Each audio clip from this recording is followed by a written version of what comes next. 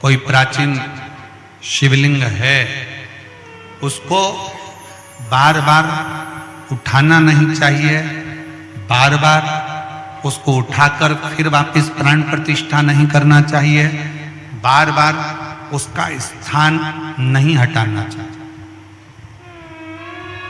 मंदिर की रंगत बदल दो, दरवाजे बदल दो, द्वार बदल दो, छत बदल दो, शिखर बदल दो, पर मंदिर में जो शिवलिंग प्राचीन है, पुराना है, उसको वहीं की वहीं रहने दो।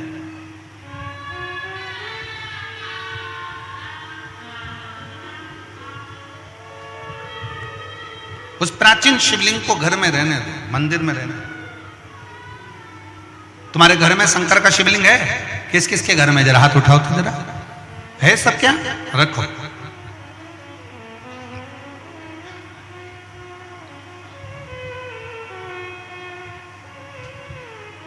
चाहे पुराना हो चाहे नया हो, कितना भी पुराना हो,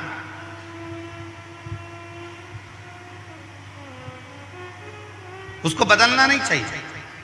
शिव महापुराण की कथा कहती है कि दूसरी मूर्ति अगर खंडित हो जाए तो वो खंडित मानी जाती है, पर शंकर का शिवलिंग के 1000 टुकड़े भी हो जाएं तो भी वो खंडित नहीं माना जाता, वो शंकर का शिवलिंग ही माना।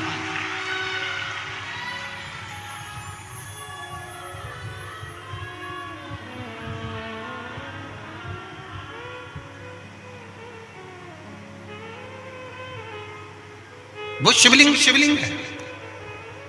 कल जब हम भगवान देवादिदेव महादेव का दर्शन करने के लिए पहुंचे मां कांकेश्वरी माता के मंदिर पर,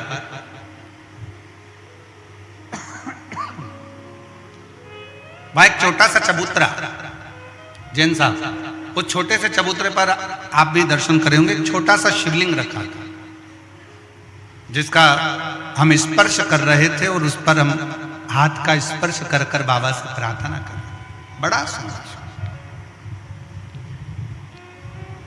उस शिवलिंग का अगर आप दर्शन करेंगे तो वो शिवलिंग के 2 भाग जैसे नजर आएंगे।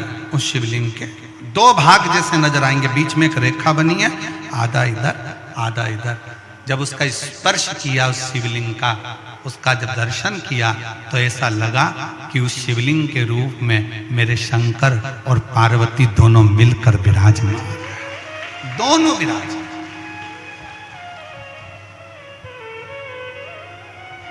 और उसका वीडियो हमने सोशल मीडिया पर भी डाला है, ऐसा नहीं कि नहीं डाला। उसका स्पर्श करते हुए, शिवलिंग का स्पर्श करते हुए उस वीडियो को भी हमने सोशल मीडिया पर दिया कि ये साधारण शिवलिंग नहीं है जिसका हम स्पर्श का, एक भगवान शंकर का छोटे से छोटा शिवलिंग हो, बड़े से बड़ा शिवलिंग हो, अगर आप वो प्राचीन से प्राचीन है तो उसके स्पर्श का भी एक सुख हमारे जीवन में प्राप्त।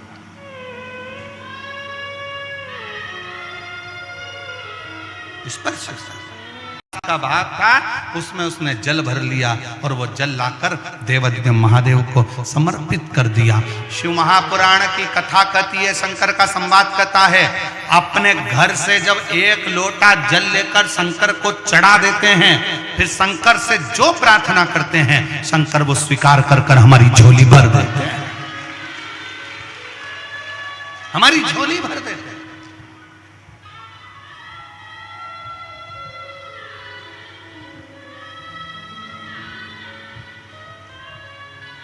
उस भील को मालूम नहीं था, चंड को, चंड दौड़ कर गया घर, लोटा भरकर जल लाया, पात्र में, लकड़ी के पात्र में जल लाकर शंकर को चढ़ाकर कहता, बाबा आपको मेरे घर चलना पड़ेगा, यहाँ कोई भी तुम्हारी पूजन करने वाला नहीं है, यहाँ तुम्हारी कौन पूजन करेगा, कोई जल चढ़ाने वाला नहीं है, कोई बेलपत्र चढ़ाने वाला नहीं है, कोई तुम्हारी आराधना करने वाला नहीं है, बाबा तुम्हें मेरे घर चलना ही पड़ेगा।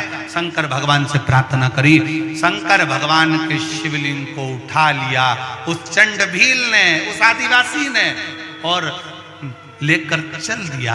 और क्या कहता जा रहा है, तुम हमारे घर में हमारे बूढ़ा देव बनकर, तुम हमारे घर में हमारे बाबा बनकर, तुम हमारे घर में हमारे बुजुर्ग बनकर, तुम हमारे घर में हमारे पिता बनकर, तुम हमारे घर में हमारे आराध्य बनकर निवास करना। और शंकर को ले जाकर घर के अंदर बिठा दिया अब जरा विचार करिएगा, शंकर का शिवलिंग हिलता नहीं,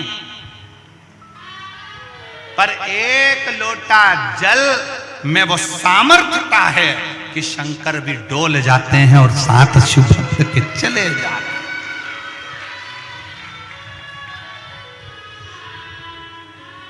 करने का मना करे, तुम्हें मंदिर जाने का मना करे, उनको ले जाकर ये सारे पत्र यहीं रहेंगे।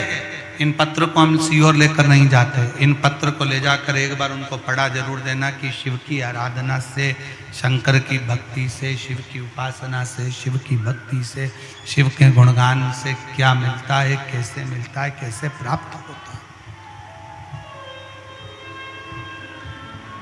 उनको एक बार ले जाकर जरूर दिखाओ, उनको एक बार ले जाकर जरूर पढ़ाओ, जरूर दीजिए। कितना सुंदर वनवासी की पत्नी कर रही है। अगर तुम्हें चिता भस्म नहीं मिल रही है, चिता भस्म तुम्हें प्राप्त नहीं हो रही है, चिता भस्म तुम्हारे पास में नहीं है, तो तुम मुझे घर में रखकर, ये शंकर का शिवलिंग पीपल के वृक्ष के नीचे रखकर, मुझे घर में रखकर घर के अंदर आग लगा दो, भस्म तैयार कर लो। ये भस्म शंकर पर चढ़ाते, शिव जी को चढ़ाते।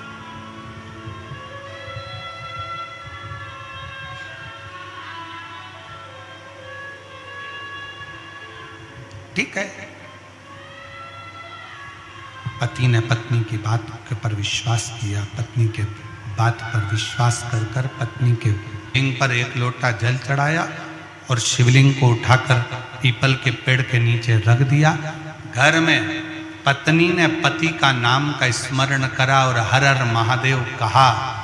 घर के अंदर बैठ गई, जप करती रही, नमः शिवाय नमः शिवाय नमः शिवाय जप रही है। हम भी झूठ बोल रहे, स्वयं भी।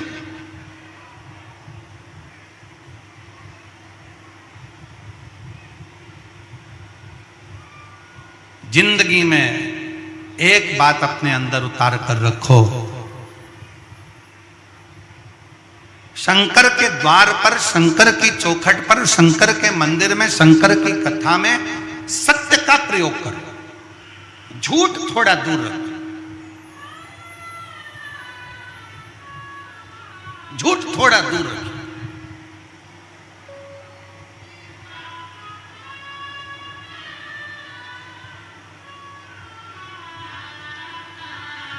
थोड़ा सत्य बोलिए।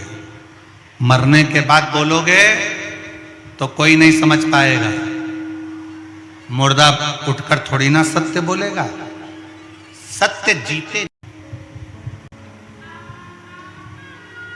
वो अपने स्मरण में ये बात को रखे कि जब आप अपने घर से जल लेकर शंकर के मंदिर जाते हो, हम क्यों कहते हैं कि जल बदलेगा कल? हम क्यों कहते हैं सारी समस्या का हल? जम के बोलो जरा, सारी समस्या का हल। हम क्यों कहते हैं कि सारी समस्या का एक लोटा जल हल है? बोल बम का नारा है, बाबा है सहारा। क्यों कहते हैं? उसका कारण केवल इतना है कि जब हम शंकर भगवान के लिए जल लेकर जा रहे हैं तो वो जल अपने घर से जब लेकर चलते हैं तो घर हमारा हरिद्वार बन जाता है, काशी बन जाता है, सोमनाथ बन जाता है, मल्लिकार्जुन बन जाता है, केदारनाथ बन जाता है। और वो जल हमारा पवित्र गंगा का जल का भाव प्रकट कर कर शंकर पर जब चढ़ता है तो वो अपने आप गंगा का जल, कावेरी का जल, सरयू का जल, नर्मदा का जल हो स्वयं अपने आप।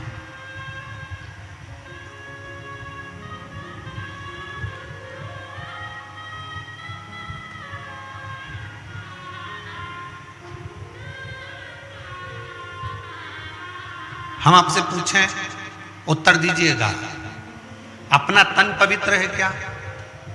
जम के बोलो जरा। नहीं। झूठ हम बोलते हैं, कपट हम करते हैं, बेईमानी हम करते हैं, छल हम करते हैं, एक दूसरे से निंदा हम करते हैं, आड़ा टेढ़ा हम बोलते हैं, दिन भर में 5-10 बार तो गाली बक देते हैं, दिन भर में 5-10 बार झूठ भी बोल देते हैं, निंदा भी कर देते हैं, अपशब्द भी बोल देते हैं। और इस शरीर के अंदर कितना कितना पाप भरा हुआ।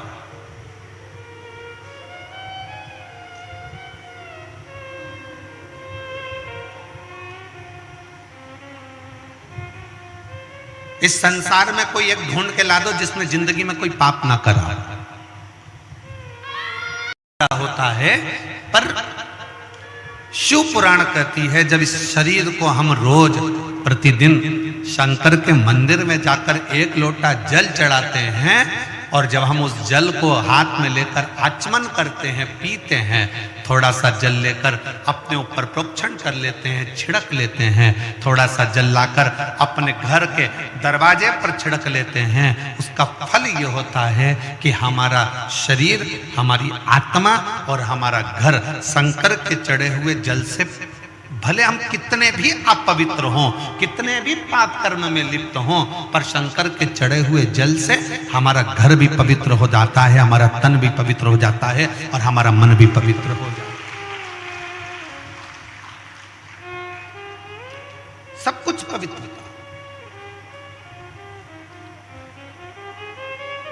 एक बहन ने अपने पति से कहा कि वो सियोर वाला महाराज कथा करते हैं और मैंने सुना है कि अगर कथा के पंडाल में बैठकर जो मांगा जाता है वो मिलता है।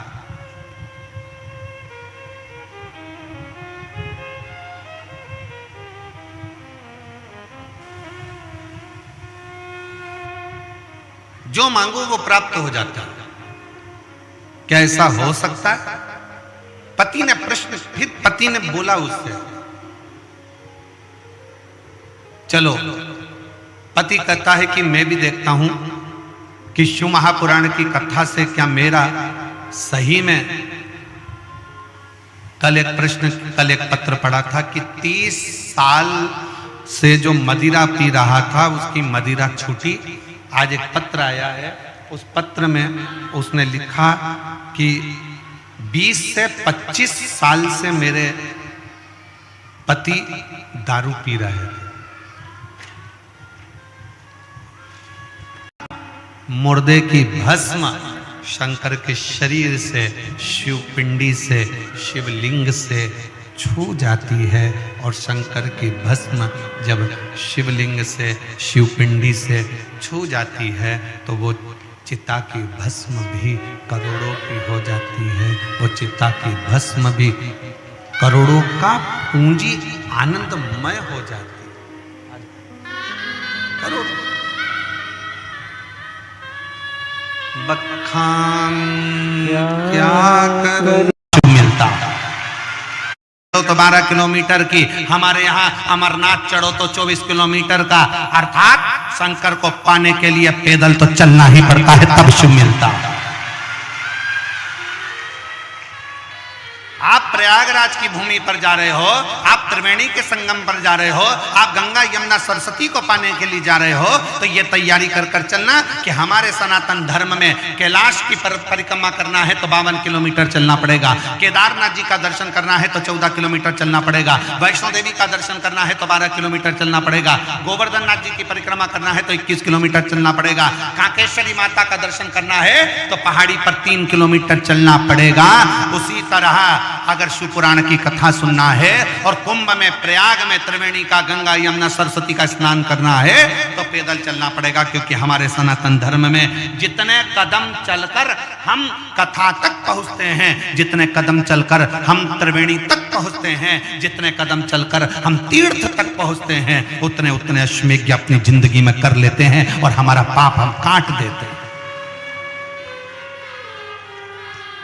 सीधे गाड़ी में बैठे और कथा पंडाल के पीछे पहुंचे और अप टू डेट बन के कथा सुनी और गाड़ी में बैठकर वापिस चल दिए, जरा सा पुण्य नहीं मिलने वाला। थोड़ा संघर्ष करो इस शरीर से। जैन साहब,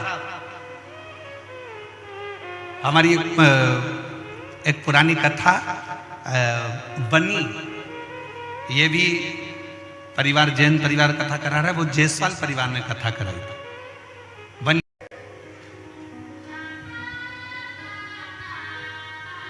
प्रयागराज में जाने वाले ये सोच कर जाना कि अगर तुमको 5 किलोमीटर 10 किलोमीटर 15 किलोमीटर पैदल चलने को मिल रहा है तो समझ लो अश्वमेध यज्ञ कर रहे हो।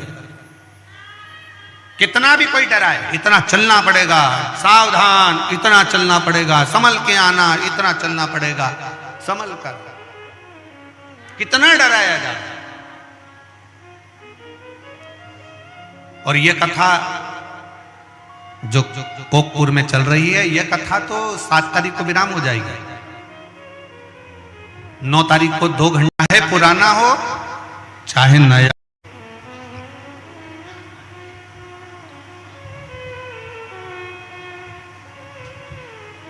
चाहे पुराना हो चाहे नया, ओगरदानी है, उसको पहचानो, उसको जानो।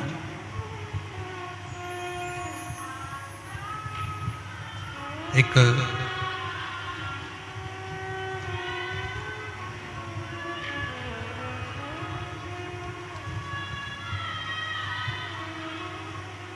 भील वनवासी वन में शंकर का शिवलिंग उसको मिल जाता है। शंकर का शिवलिंग उठाकर वो अपने, कोई प्राचीन शिवलिंग है उसको बार बार उठाना नहीं चाहिए, बार बार उसको उठाकर फिर वापस प्राण प्रतिष्ठा नहीं करना चाहिए, बार बार उसका स्थान नहीं हटाना चाहिए। मंदिर की रंगत बदल दो, दरवाजे बदल दो, द्वार बदल दो, छत बदल दो, शिखर बदल दो, पर मंदिर में जो शिवलिंग प्राचीन है, पुराना है, उसको वहीं की वहीं रहने दो।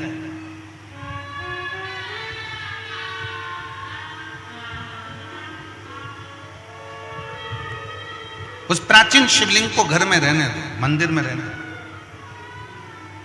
तुम्हारे घर में शंकर का शिवलिंग है? किस किस के घर में? जरा हाथ उठाओ तो, जरा है सब क्या? रखो।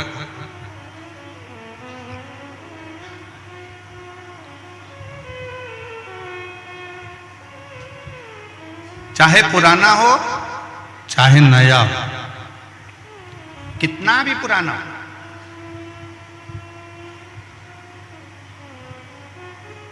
उसको बदलना नहीं चाहिए।